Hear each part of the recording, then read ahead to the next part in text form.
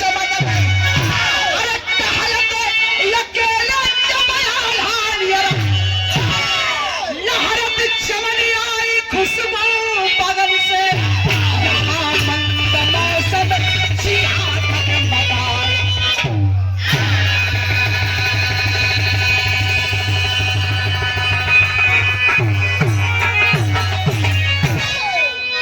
लहरत चमन आई खुशबू बगल से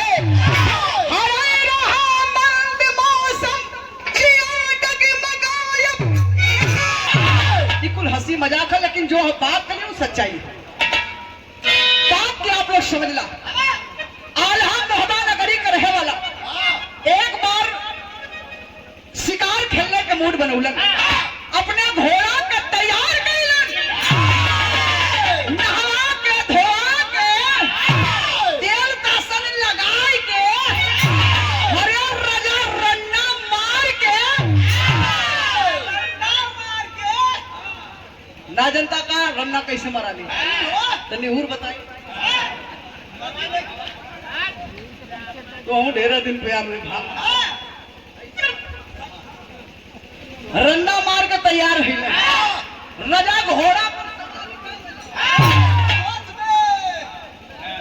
अरे तनी एक टाइम के लिए घोड़ा बन जा घोड़ा पर सवारी कर दे लगाम पकड़ के रजा घोड़ा चल दे चलल कहा बिरहा में गजल लगावा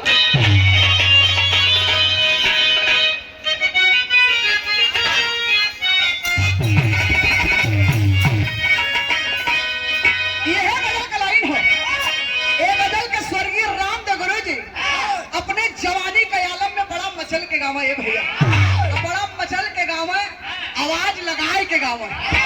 अब का कोई रामदेव होई अब का कोई बुल्लू गुरु हुई कोई कोई कुछ ना हुई भैया सबका यापन अलग अलग अंदाज हो नाम लेके सब चीज खाई ले वो उतने में बोल में है कि नहीं लेकिन अब वो चल लहावे लह जी तो लह जाई कहल गल कि गाजर के संग सरवा बजी तो बजी न तक हवाई पाए करी हां तो लहावा लोगन आय आप लोग करता लगावा लोगन का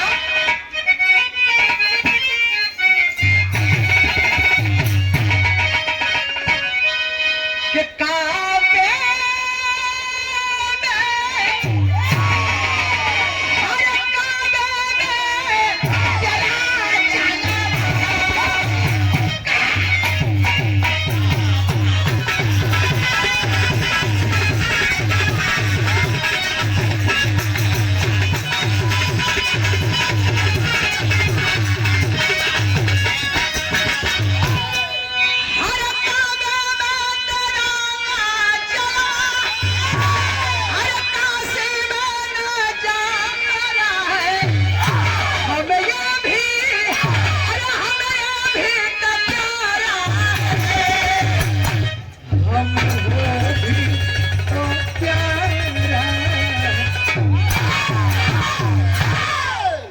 गजल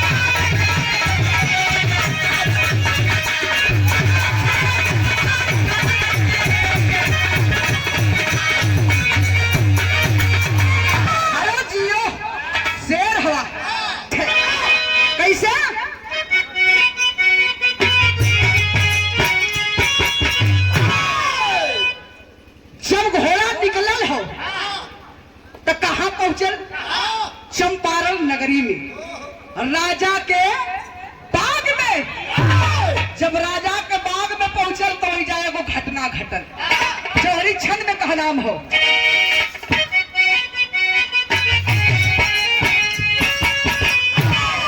कि चंपारण प्रजापति की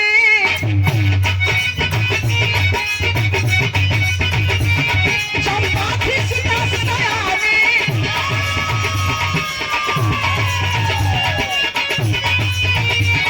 आयु से चंपन में खाती रही सवानी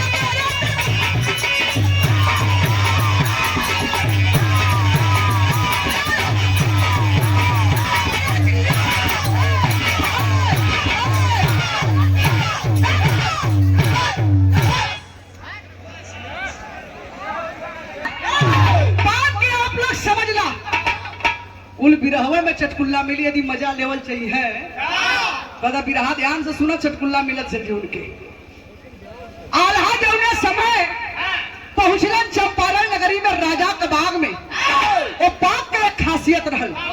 खासियत का रहल वो बागे में कौनो मर्दन के जाए के एलाऊ यदि कौनो मर्द चल जा और राजा का मालूम चल जा अरे बाप रे बाप धई के उनकर कबार तक हल्ले है कुल ढाई के उनकर गर्दन उतार ले।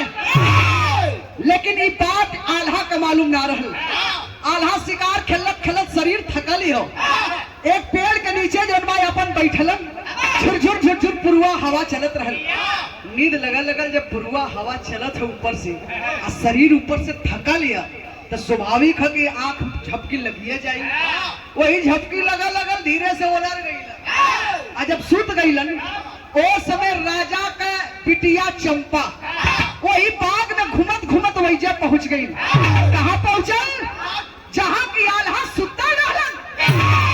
चंपा देखलस कहे अरे बाप अरे आई कवन चिरकुट सुतल है रे भैया उठावत है चिरकुट अरे अरे तो डर ना लगत है का आल्हा अखिया में जसो कदू कवन चिल्ला छे चिरफुटिया धरी पोछिल्ला में ना लगता रह जाई बात कवन कहे अखिया खोला। आल्हा जब आँख खोलन देखल चंपा का मुंह बवाई गुरूरी अब अखिया बंद ना हो छे उजरकी पुतरी भीतरे जा छिया कहा बड़ी में हरारू देखली भा मनवा में अपने बड़ी में हरारू देखली लेकिन ऐसा ना सुना जो नहीं मोबाइल दिखावत हुआ ना देख काट ले मुद्दा तो हाथ नीचे ही रहे। हाँ ए भैया कहा का देखत हुआ मेहरारू ना देखले हुआ आल्हा मनवा में कहत हुआ कि देखले तो है लेकिन तोहरे नियो ना देखले है।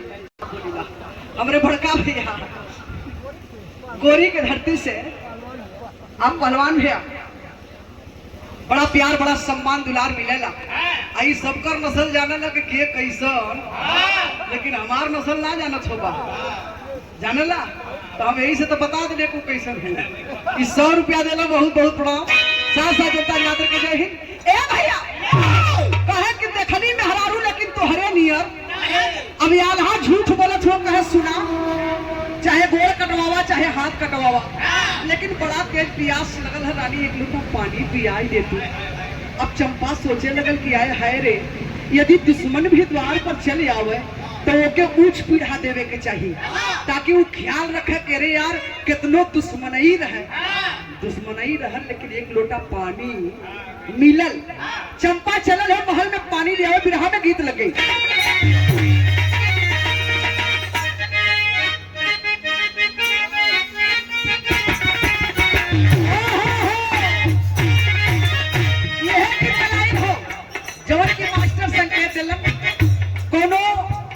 नई पुलिस में बहाल हो गए, अब मरद ड्यूटी पर जा तो देखा मेहरारू चाहे कोई के मेहरारू रहा, आदमी के विदाई देवे बदे पीछे पीछे जरूर जानी, जौन चढ़वाक रहे तो अगवे पहुंच जानी। आए के अगवा खड़ा होकर दुआरी पर यह अचरा का कोना पकड़ के, यह अचरा का कोना पकड़ के कवाड़ी तर एढ़क लगा दिया, एढ़क लगा दिया और लगी हाँ बस एक कमरी का जान ले ली है और वही पर बस 2 बूंद चुबाए दी है, एगो गंगा एगो जमुना। यदि वही वक्त मरद रही तो कहीं सुन जतरा तो बिगाड़ देली, अब हम न जाई। यदि पानीदार मरद रही, पानीदार मरद रही तो पनिया पर मर मिट जाई। का रोवैली रे चुप ना जाए कमाए कहीं जो 56 प्रकार का पोता ही कहाँ से आई? काले भी रे काले भी मन ढाका वाली साड़ी, मन ढाका ये कैसन साड़ी होले भैया? अच्छा नेट वाली जो ने पार से ऊपर लोग कहले। अच्छा वो कहत है कि जात हुआ तो जा, लेकिन एक काम करी है। का कहे कि पिया अरे रंगवा अरे पिया जात मारा पुलिस का कहानिया ओ पिया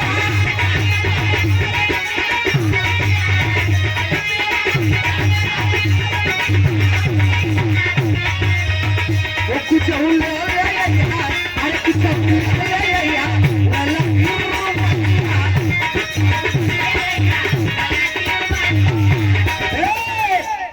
बस समय का बचत करा, इतना गीत कराई रहे। भाव कहाँ रहल? चंपा चलल हो का, अरे चंपा अरे चंपा लेके आई पूरा तो पनिया ओ चंपा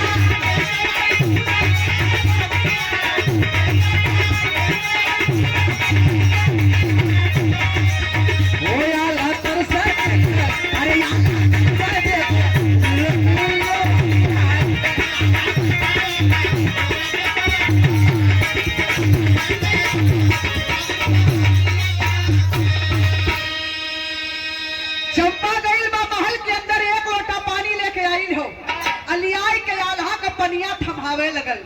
जब आल्हा पनिया थमल तो एक गलती काम कह दिलन। गलती काम कहाँ रही है? चंपा जब पानी थमावे लगल आल्हा एगो गलती कह दिलन। गलती का कहिलन कि लोटवा का पनिया थामत के समय आल्हा चंपा के धीरे से कानी अंगुरिया दाब देहल। हर कमाओ इजे से गड़बड़ाई गए भाई का बिरहा में गीत लग गई।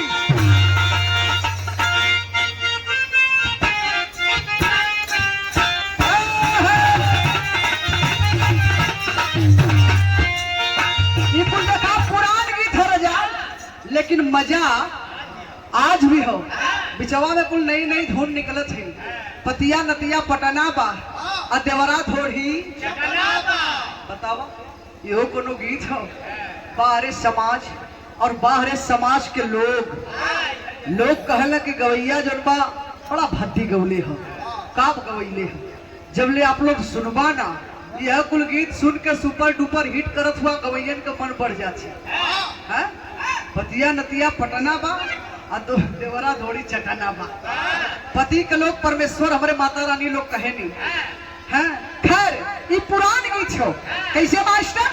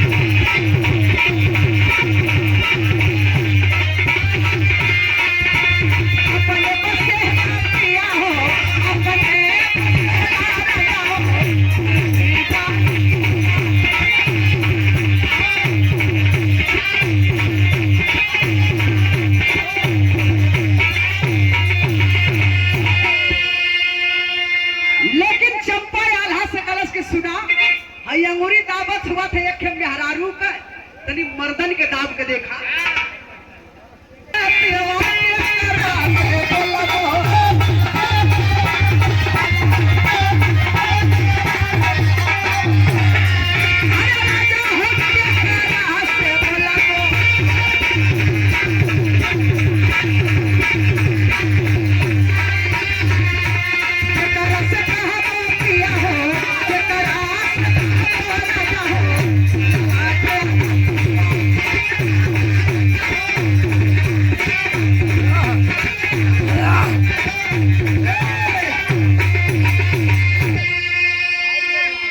तो हरी आएगा।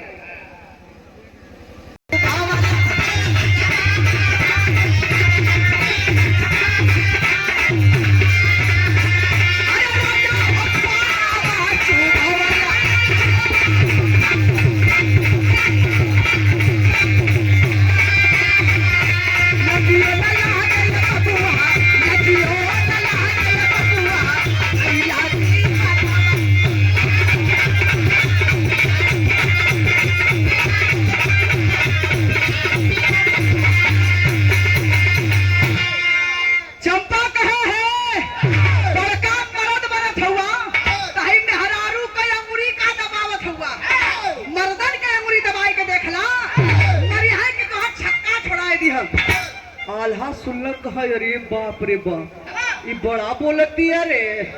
हम तो जननी कहीं मीठी छुरी हुआ, लेकिन ये मारतिया के एकदम कतरतिया। आल्हा कहा है मेहरारू है, तू बड़ा बोललू हो, हम तो हर बड़ा बर्दाश्त कैली। एक बात सुन ला, फिर हमें करी लगे।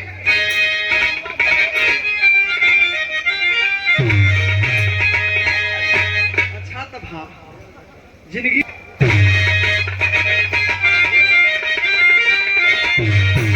पघेला महाबवाला केसरी छत्री पीर पर सौभाग्य में तेरा काला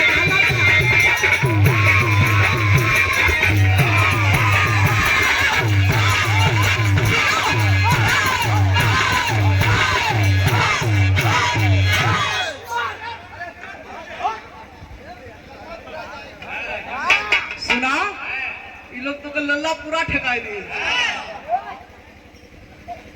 100 रुपया लल्ला पूरा ठकाए के हमारा 1,500 का जान मारने का तो आराम से काम रहा। हाँ, काम गड़बड़ाई जाये का हो। 100 रुपया में हमके के 1,500 रुपया भोगे जाये, आराम से रहा। नहीं तो काम मनकनका भजा पघेला महाबवाला केसरी छत्री पीर पर सौभाग्य में डेरा डाला। पघेला महाबवाला केसरी कहा, सुनो नगर मोहबा प्रजापति, नगर मोहबा प्रजापति में छत्री वीर बघेला फिरता एक ही सदा है शोहरत, फिरता एक ही सदा है शोहरत, आया यही अकेला। नाम है आल्हा, काम है आला, नाम है आल्हा, काम है आला, शिकार करने आया। अरे चंपारण नगरी तरास से जुझार करने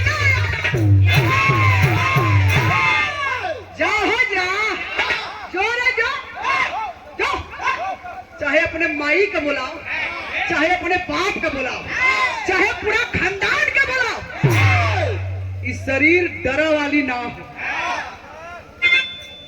ए भैया देखा, अभी बैठल बैठल लहरा लगावत हुआ, कुर्सी पौले हुआ चपक के बैठा, कुर्सी बदे लड़ाई हो, बैठल तो बैठल हुआ, लहरा मत लगावा, खड़े डंडा मारत हुई तो राम बस इसके कहत है। कहाँ गई ना हो, नहीं जहाँ हुई है सुनत हुई है। ऐसा कोनो बात ना हो, काहे कि हम राम मसीस भैया के कहिए भैया, अरे वो कोनो चंपा है थोड़ी देर के लिए, हम कोनो आल्हा है उतरा मसीस, हाँ हम नीतू जंजल है, तो यहाँ का बात ना हो। हाथ रह गई तो भाई हाथ हर भर ना घूमी तो कबा के भैया लगावा मार दे कार्य कि खाली ऐसे ही कैले हो। तो हाथ भैया ना भाजब तो काम गड़बड़ाई जाए, यह तो जोश करेला, ऊपर से आई कुल भूल जात हो और कल बलाए लगत है।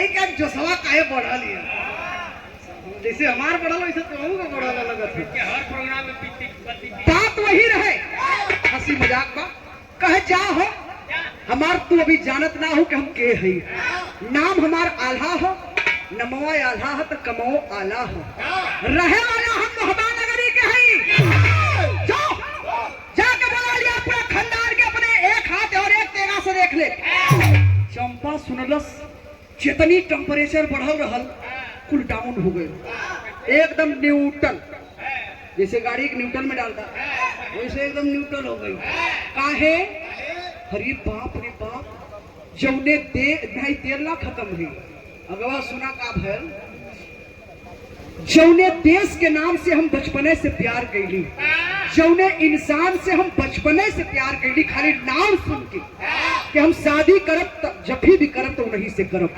चाहे कोनो उम्र में भेटे हैं तब तक हम जो हम और आज याला हमारे सामने हुआ हम पहचानते ना है अब जानत हुआ चंपा का प्यार तो बचपने से रहा और याला भी देख के जुर्बा मोहित होइएगा रहा अब वहाँ वह बात आ गई कि जवन रोगिया भाव तवन वही अब दोनों जाने का प्यार इकट्ठा हो गई और जब प्यार इकट्ठा हो गई आल्हा 15 दिन वही बगीचा में बितौलन अब बितौले के बाद आल्हा कि अपन देश याद आवे लगल चल गए मोहबा नगरी में ये हर नतीजा का निकलल बिरहा के आखिरी गीत हो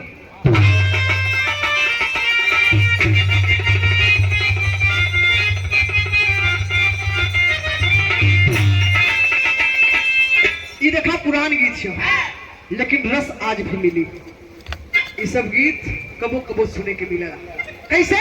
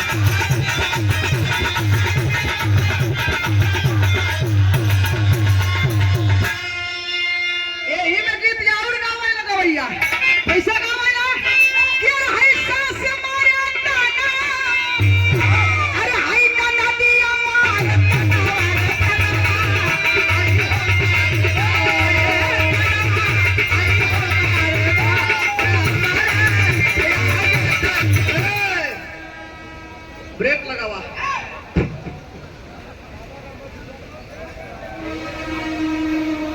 काम गड़बड़ाए गल ना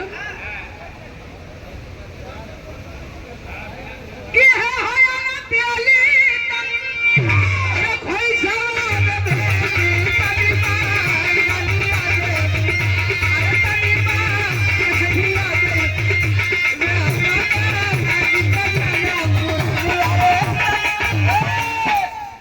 बस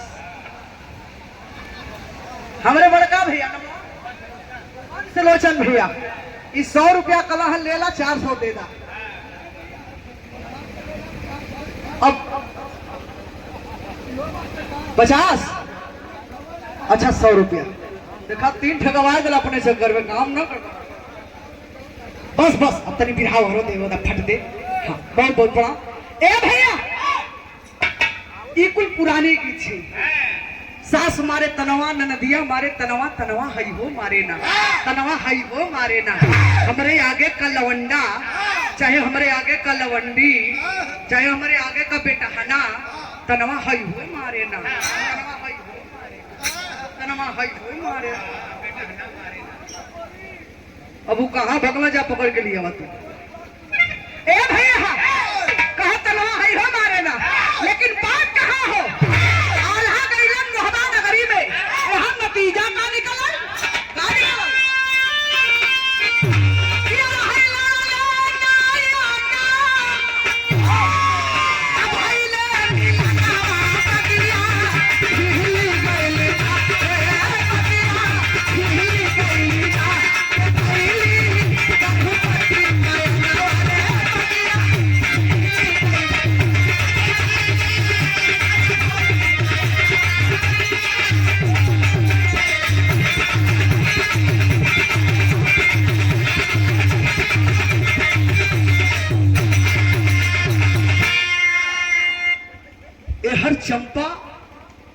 गर्भवती हो गई। जब गर्भवती भइल, हरे बाप रे बाप, कहल गल भैया कि 3 छिपाए न छिपे, चोरी हत्या पाप। ये तीनों चीज के छिपाएला, ये छिपा वाली चीज जौने में पेट तैयार ना छिपा वाला, उसरवा दिन ही पर दिन जनवा लगा चल जाती।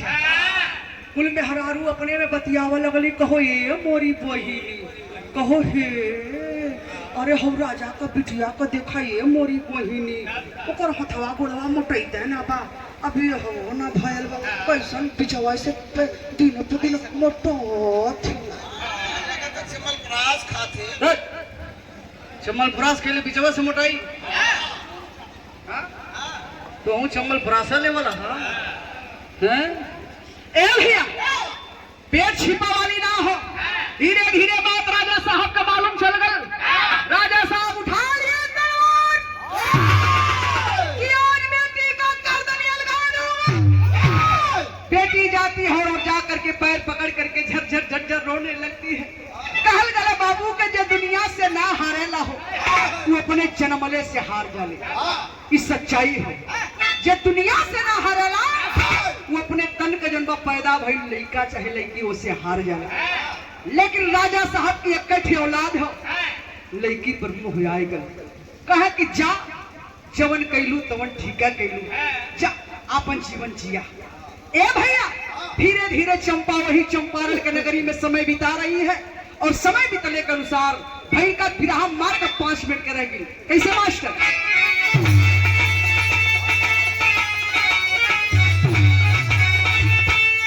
कि चंपारण नगरी नरेश मिली रिहाई, चंपा नगरी में कि चंपारण नगरी अरे नरेश मिली रिहाई, चंपा नगरी में अरे धीरे धीरे चंपा नगरी में।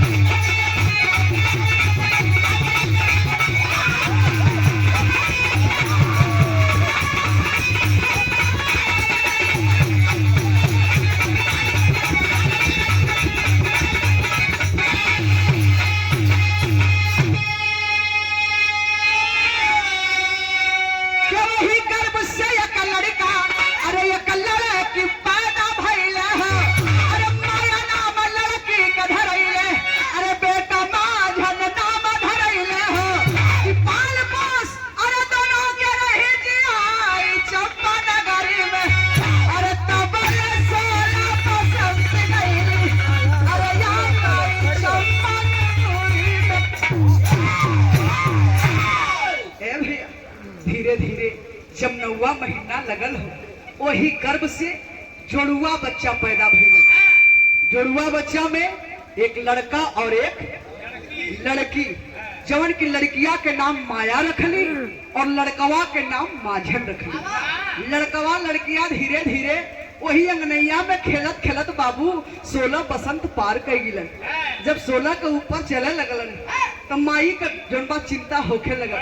बेटवा के समझावत है, ए लाल बहिनी सयान हो छे, देख के कहीं लड़का एक आंखे हाथ पीला कह के डोली में बैठाए दा, चुक जमाना बड़ी खराब है। लड़कवा समझावत, हमारी चिंता मत करा, भैल का बिरहा में आल्हा लग गई।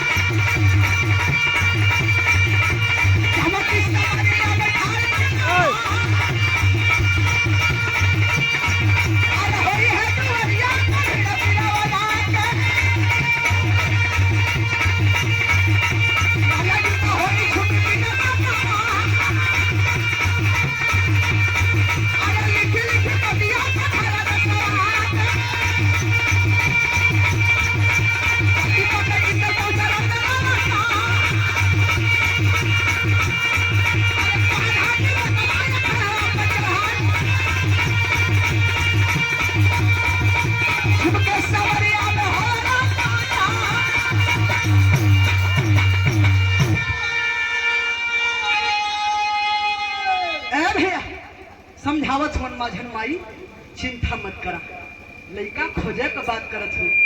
यहाँ बड़े बड़े वीरन के ताता लगाई, तू खाली देखत जा। माझन कैलन का पाती लिखलन, पाती का लिखलन कि जे हमके पटक दही वही से अपने बहिनी के शादी कराए दे। ई पाती जब मोहबा नगरी में गयल हो, पाती पौलस के आल्हा के लड़का इंदल पाती पहला कहा बड़ा मौके का पाती लगल यहाँ छे, चली वो सार के पटक के उनके बहनी से बिया कह के आई जाए।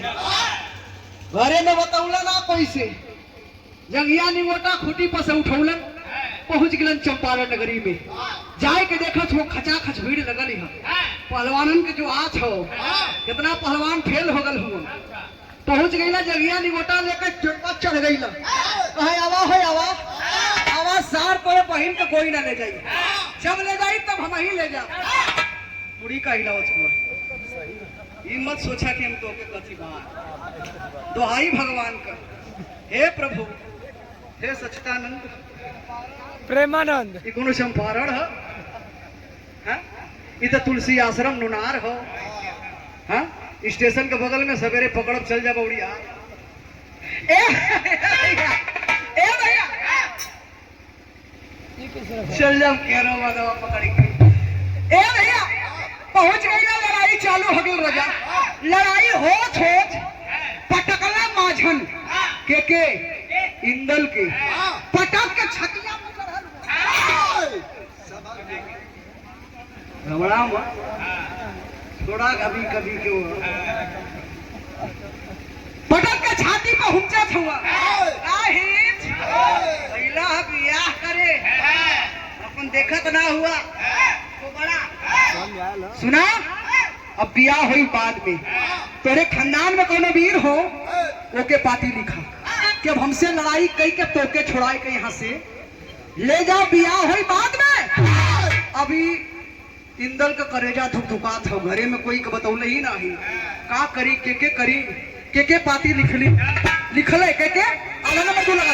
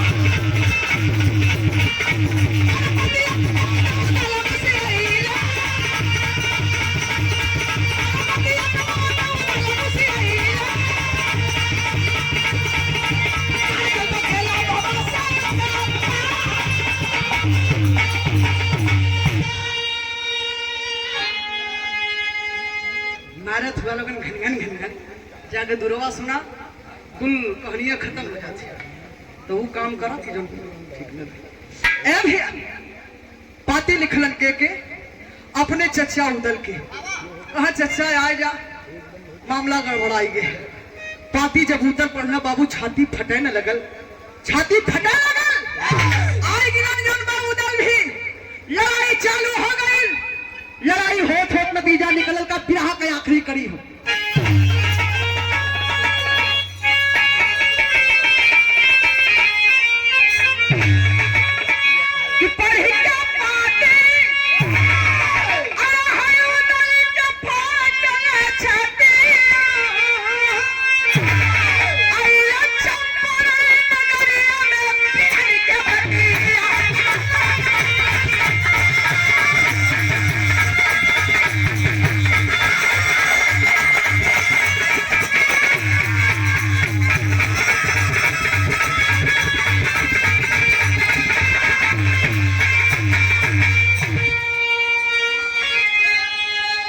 पढ़ के पाती उदल के फाटे ले छतिया, अइले चंपारण नगरिया में पिरट के बतिया।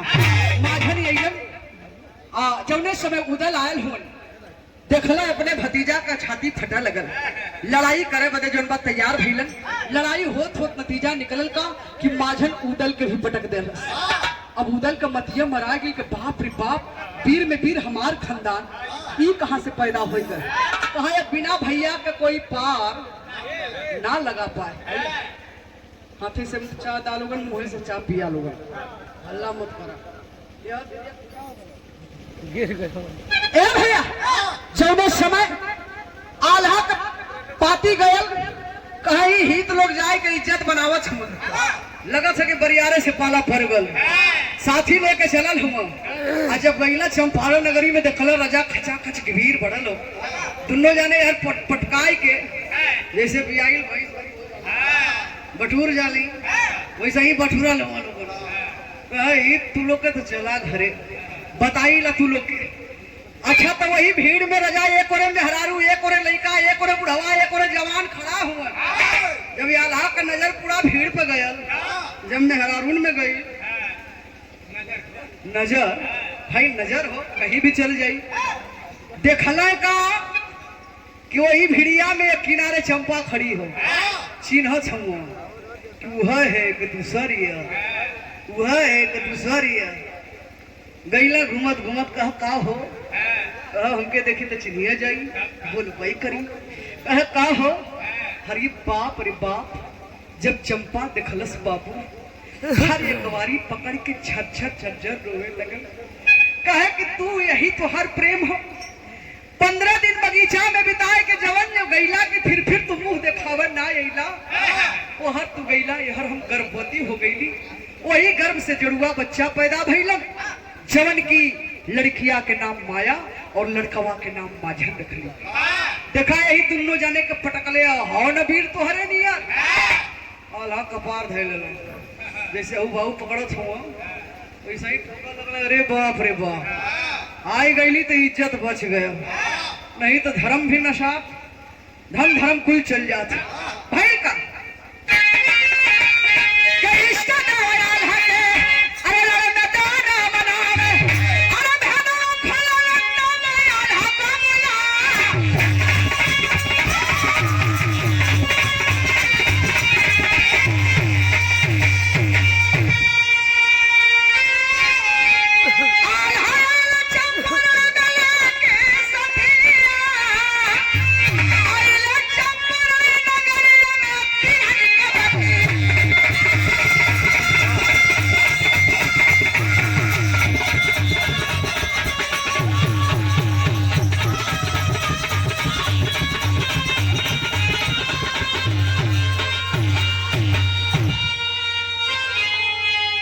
समझा बुझा करके आल्हा अपन परिवार अपने घरे ले गईलन।